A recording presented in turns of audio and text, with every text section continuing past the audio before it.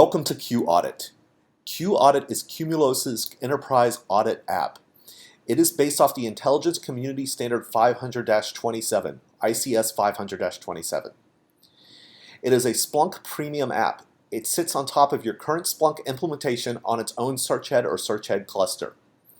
We use data from technologies such as Microsoft Windows, Active Directory LDAP, Linux, and DLP-oriented logs. We take this data, we tag it, and then we run our custom analysis and visualization tools against it. ICS 500-27 is required as a required component of insider threat programs mandated for use on classified networks. It is considered not only a best practice but the gold standard for enterprise audit. We have taken the list of auditable events from ICS 500-27, as you can see here, and broken them up into 8 event families. In each of these event families, you can view visualizations that show you the data from those auditable events in order to prove that you are auditing what you need to be auditing for ICS 500-27 and can look into any kind of investigation into specific users or hosts. The first thing we tend to look at in Q-Audit is our data summary page. This tells us that we're bringing in all the data that we need for Q-Audit. We have all our hosts, source types, and users.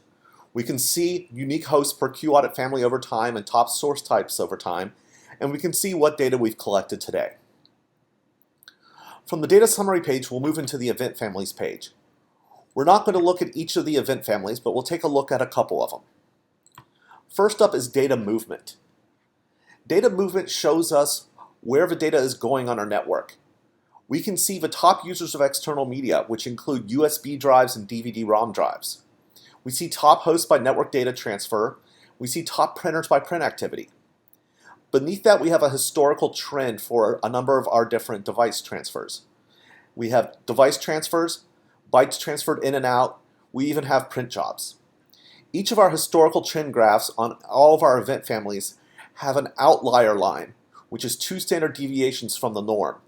If traffic spikes above that outlier line, it shows that something different is going on or something anomalous, and it's something that we might want to look into. At the bottom of the page, we have our recent data movement events. This shows us the latest events on our network in the data movement family.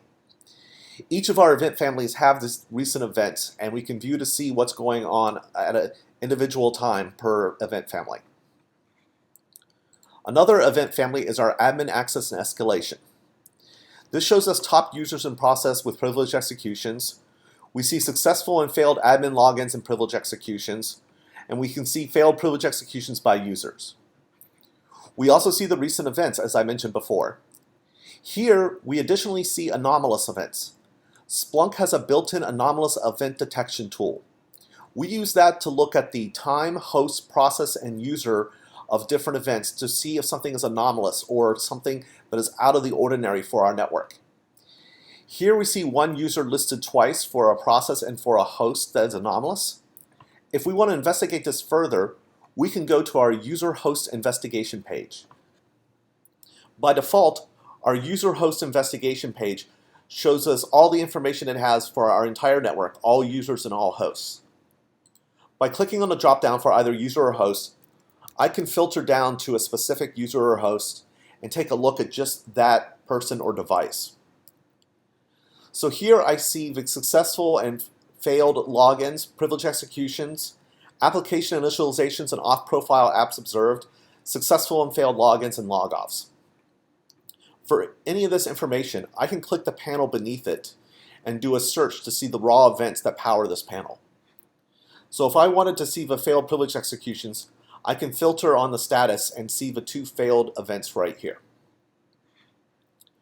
We also have a real-time monitoring page.